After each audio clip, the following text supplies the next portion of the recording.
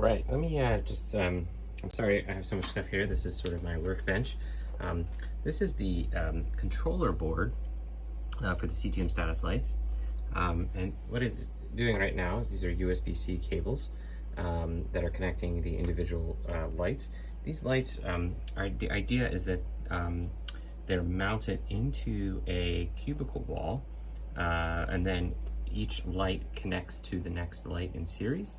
So typically you would have your end of each cube wall or run, you would have one of these boards that would be connected, and this one in particular is Wi-Fi only, so it connects to your Wi-Fi. It does mean you have to go through a setup process, and you can see this is the serial output, which is the current way to get this information.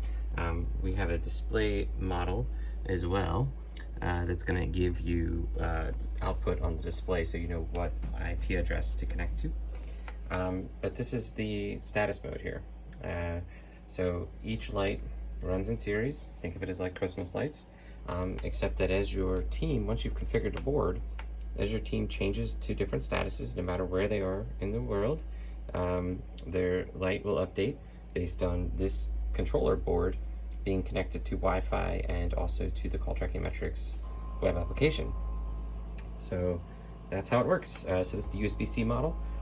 We also have some prototypes for telephone wire. So these modules here can be swapped out for telephone wire based boards, or like we have over here, they can be swapped out for Ethernet based boards. Why might you choose between different styles of board, between telephone wire, Ethernet, and USB-C? Well, really simple, the profile. So you can see the profile of the USB-C board is very, very small in comparison to, say, the profile of the Ethernet board. Much thicker in comparison. The Ethernet board side by side is almost the same dimensions as the light module itself.